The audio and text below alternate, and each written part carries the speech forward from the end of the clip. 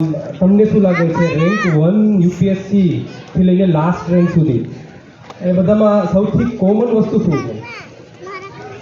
કોઈ કહી શકશે? બીજું કોઈ સૌથી મેઇન વસ્તુ જેટલા બી પાસ થયા છે ને એ બધાને અંદરથી ઈચ્છા થઈ છે કે મારે બનવું છે. જો વાલીઓ ફોર્સ કરશે કે મારો છોકરો યુપીએસસી પાસ કરશે, પાર્થ ચાવડાની જેમ કે કિશન જાદવની જેમ કે આકાશ ચાવડાની જેમ કે કંચન ગોહિલની જેમ, યુપીએસસી એ એક્ઝામ નથી કે જેમાં તમારી ઉપર તમારી એમ્બિશન કોઈ તેમની એમ્બિશન થોપવામાં આવે અને તમે પાસ થાઓ. That is not possible in the UPSC. If you are willing to do it then only you can do it.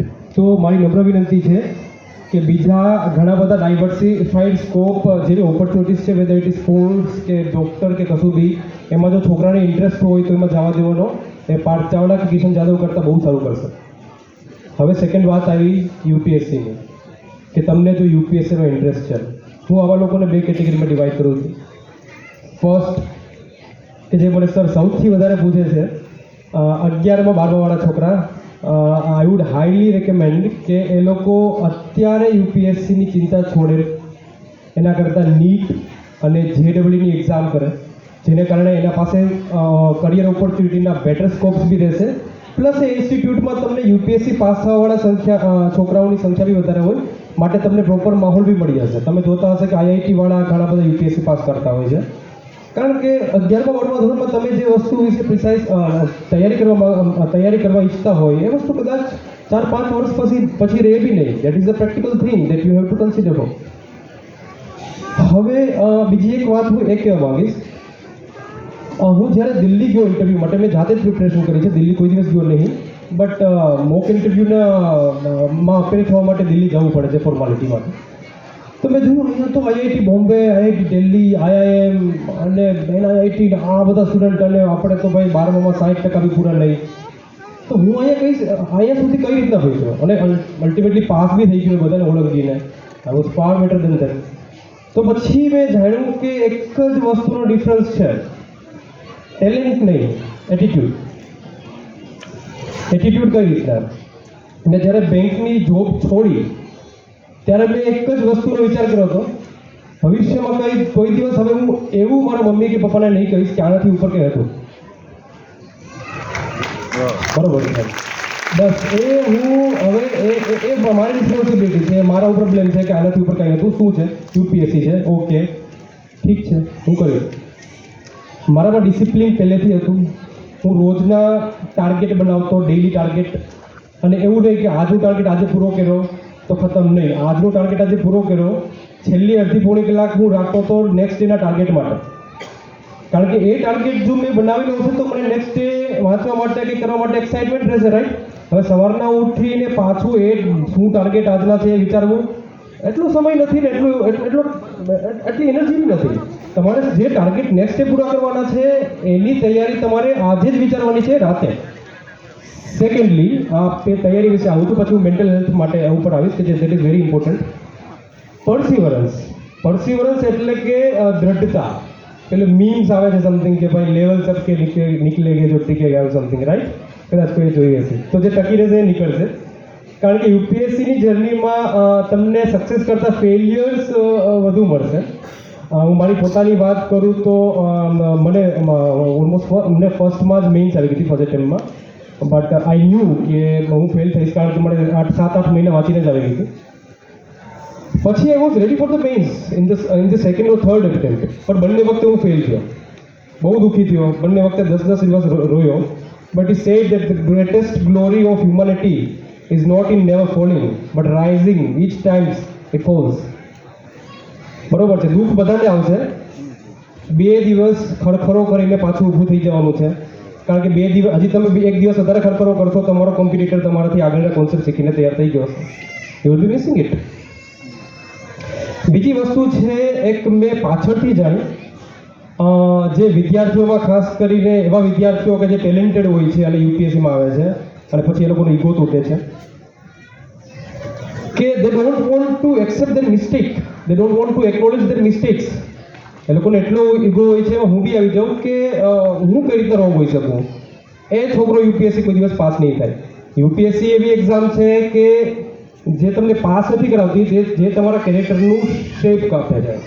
હું આજથી 4 વર્ષ પહેલાંનો મારી જાતને જોઉં ને અત્યારે જોઉં તેમાં હાથી ઘોડાનો ફરક છે. મારા ઓપિનિયન બહુ બેલેન્સ છે, કોન્સ્ટિટ્યુશનલ વેલ્યુઝથી લેડન છે. હું કોઈ પણ વીકનેસને કોન્કર કરવાની ટ્રાય કરું છું અને મારો ટેમ્પરામેન્ટ બહુ હવે બેલેન્સ્ડ અને શાંત થઈ ગયો છે. So it changes the person. બીજી વસ્તુ એ છે કે મેન્ટલ હેલ્થ આ એક્ઝામમાં બહુ જરૂરી છે. કદાચ કોઈ યુપીએસસીની તૈયારી ઓલરેડી કરતું હોય તો કદાચ જાણતો હશે કે ઘણી બધી વખત ફેલિયર જોવા મળે છે. આપણે ધાર્યું હોય કંઈ અને બીજું મતલબ ફેલિયર આવે છે, રાઈટ? એ બહુ આપણે ડિમોટિવેટ કરે છે. એના માટે મારી સ્ટ્રેટેજીસ તો એવી હતી કે મને તો આ જર્નીમાં સૌથી વધારે કોઈ હેલ્પફુલ થયો હોય તે મારી વીકનેસ છે. મને ટેવ હતી કે મારી વીકનેસને હું મારા મોબાઈલમાં લખી લેતો, એ વીકનેસ ઉપર હું કામ કરતો અને જ્યારે એ પર્ટિક્યુલર વીકનેસને હું ઇરેઝ કરતો ત્યારે મને બહુ મજા આવતી કે એક દુશ્મન ગયો, એવી રીતના બીજો દુશ્મન, ત્રીજો દુશ્મન, ચોથો દુશ્મન, પછી નવો દુશ્મન આવતો જાય, એને હું લખતો જાઉં. એ બધી વીકનેસને કોન્કર કરવાની મને મજા આવતી અને એ મને મોટિવેશન માટે હેલ્પફુલ થતું. Secondly it depends on the person. But જે મારું હતું કે મને ચાલવાનો બહુ શોખ હતો. હું 10-10 કિલોમીટર એક સાથે ચાલી જતો. હા, 3 વર્ષ સુધી મેં આઈ એમ શ્યોર મેં કોઈ દિવસ મિરર સામે સરખું મોઢું જોયું નથી. ટૂંકા વાળ રાખતો. મારું ફિઝિકલ હેલ્થ ઉપર કશું ધ્યાન નહીં રાખ્યું. 3 વર્ષ પછી જોયું મારો વજન 13 કિલો ઘટી ગયો. વધી ગયો. ઠીક છે, બહુ જાડો થઈ ગયો. મેં 4 મહિનામાં 13 કિલો વજન ઘટાડ્યો બિકોઝ એ મારી વીકનેસ હતી. મને મારી સાથે કોઈ વીકનેસ જોઈએ નહીં. તો આવા નાના ટાર્ગેટ્સ કે જે તમારા ખાલી પ્રિપરેશન સાથેની અન્ય બી જોડાયેલા છે, એવા ટાર્ગેટ્સને તમે કોન્કર કરશો, તમને એક ફાઇટરની ફિલિંગ આવશે કે તમે ફાઇટ કરતા જાઓ છો અને જે વસ્તુ લોકો તમને કહે છે કે આ તારાથી ન થાય એ તમે કરો છો, તમને મજા આવશે, તમને કોન્ફિડન્સ આવે. બીજી વસ્તુ, રાતના અડધી કે 1 કલાક તમારા માટે ફાળવો. એમાં તમે દિવાલ સામે બી જો, તમને મજા આવે છે જો. 1 કલાક રાતના તમારા માટે ફાળવો. બીજી વસ્તુ, સ્ટોપ વોચ લઈને બેસવું. ઘણી વખત લાગતું હોય છે કે મેં 12 કલાક વાંચ્યું, 14 કલાક વાંચ્યું, 5 કલાક બી નહીં થતા હોય. સ્ટોપ વોચ લઈને બેસવું, કેટલું વાંચ્યું છે, વોશરૂમ જવું છે, ખાવા બેસો છે, કોઈની સાથે વાત કરવાનું છે. સ્ટોપ વોચને તમારે સ્ટોપ કરી દેવાની છે, પાછું રિઝ્યુમ કરો છો ત્યારે, જેને કારણે તમારી ઉપર એક અકાઉન્ટેબિલિટી રહેશે, તમે કેટલું કામ કર્યું છે. ઓફકોર્સ કે ડેલી ટાર્ગેટ કોન્કર કરો છો એને સિવાય એના ઉપર તમારો હિસાબ રહેશે.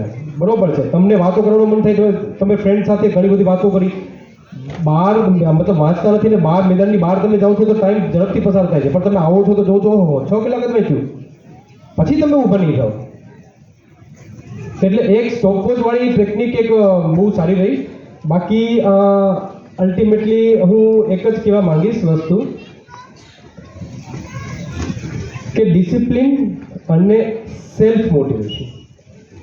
મેં હજી સુધી કોઈ દિવસ લબાસનાના વિડીયો જોયેલા નથી અને મોટાભાગના સ્ટુડન્ટ્સ મેં જોયું છે બધા પેલી લાલ બત્તીના વિડીયોઝ ને આ વિડીયોઝ ને તે વિડીયોઝ જોઈએ છે. એનાથી કશું નહીં થવાનું. બરોબર? સોશિયલ મીડિયાનો શોખ મતલબ થેન્ક ગોડ કે મને પહેલે બી નહોતો. જ્યારે હું બેંકમાં હતો ત્યારે સ્ટુડન્ટ બી હતો ત્યારે બી નહોતો અને હજી બી નથી. Social media is a good thing, but તમારા માટે અત્યારે વસ્તુ જરૂરી નથી. તો keep away from the social media. ઠીક છે, કોઈ પણ વસ્તુ ડિસ્ટ્રેક્શન કરે એનાથી દૂર રહેવાનું. બાકી 3 વર્ષ 4 વર્ષ આટલું યુપીએસસીની એક્ઝામમાં કોમન છે. આટલી તૈયારી તમારે રાખવી, વહેલા બી થઈ શકો, પણ હારવાનું નથી. બસ ફાઇટરની ફિલિંગ રાખો, ડિસિપ્લિનથી કરો. રોજ ભલે 6 કલાક જ વાંચો, that is enough if you have that capacity. પણ ડેઈલી વાંચો. આજે 12 કલાક વાંચો, કાલે 6 કલાક વાંચો, એ નથી કરવાનું આપણે. બરોબર છે? એ રીતે પ્રોપર સ્ટ્રેટેજી બનાવીને આગળ વધો. ને બાકી મારા નંબર હું દિનેશ સર જોડે શેર કરી દઈશ. કોઈને પણ કંઈ ખાસ જરૂરિયાત હોય કોઈ પણ બાબતની તો મને કોન્ટેક્ટ કરવો. બાકી ગો ફોર ઇટ, જેમાં તમે સારા છો અને you will succeed definitely. Thank you so much.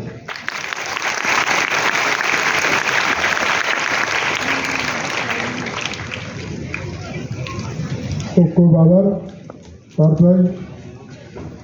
પાર્થભાઈની વિનમ્રતા જુઓ. તેમણે પહેલી વખત વાત કર્યું કે ભલે ડેફિનેટલી વાત કરો. ફોનનો રિસીવ તો સામેથી ફોન કર્યો કે મારે સૌરભ માટે ઇન્ટરવ્યૂ જોઈશું, તરત વાત કરી. અહીંયા આવવા માટે વાત કરી તો હું 100% 100% પહોંચી જઈશ. 3 મહિના પહેલાં એપોઇન્ટમેન્ટ લીધી હતી સાહેબ. પાસ છે ત્યારે જ મેં કીધું સાહેબ તમને બોલાવીશ, ભલે કે મને કહેજો, હું આવી જઈશ. અને આજે પોતે એમના પપ્પા સાથે યોગેશભાઈ નિવૃત્ત શિક્ષક છે, એમની સાથે આવ્યા છે. ખૂબ ખૂબ આભાર સાહેબ. પાર્થભાઈ જેવા જ 5 આપણા 5 સ્ટાર કહીએ ને એવા 5 સ્ટાર થયા છે. એમાંના એક છે કિશનભાઈ જાદવ. કિશનભાઈ જાદવની સ્ટોરી પણ પ્રેરણાદાયી છે. પાર્થભાઈ જેમ કીધું એમ તમને સેલ્ફ મોટિવ, તમારી અંદરની ઈચ્છા હોય તો જ કરો. બાકી કિશનભાઈને મેં પૂછ્યું એમનું ઇન્ટરવ્યૂ કે મને મમ્મી પપ્પા કહેતા હતા કે ભાઈ તું કર. કિશનભાઈ પણ મારા LIC પરિવારના છે. એમના પપ્પા LICના એજન્ટ છે. મેં અમદાવાદ જેવા નાનકડા સિટીમાંથી થઈને પણ માણસ UPSC પાસ કરી શકે. એના માટે આપણે દોડીને મોટા રાજકોટ, અમદાવાદ કે મુંબઈ, દિલ્હી જવું એવું કંઈ જરૂરી નથી. હા, ખાલી સેલ્ફ મોટિવેશનના વિડીયો જોવાથી કાંઈ વળતું નથી. પાર્થભાઈ કે મેં કંઈ ન કર્યું, બસ એક વર્ષ જવાથી પછી જ્યારે મને પોતાથી મારે કરવું છે, સોરી કિશનભાઈ, ત્યારે કિશનભાઈ કે મેં પછી શરૂ કર્યું. 2 વર્ષ જાતે જ મહેનત કરી, કોઈ ટ્યુશન ક્લાસ લીધા વગર. પછી એમ તો બહુ મોડું થઈ ગયું છે, હવે તો મારે પગભર થવું જોઈએ, ઘરમાં ધ્યાન દેવું જોઈએ. તો એણે GPSC પાસ કરી છે. અત્યારે ટેક્સ વિભાગમાં ભરૂચમાં નોકરી પણ કરતા હતા, અને નોકરી કરતાં કરતાં એમણે UPSC પાસ કરી. મિત્રો વધાવો તાળીઓથી.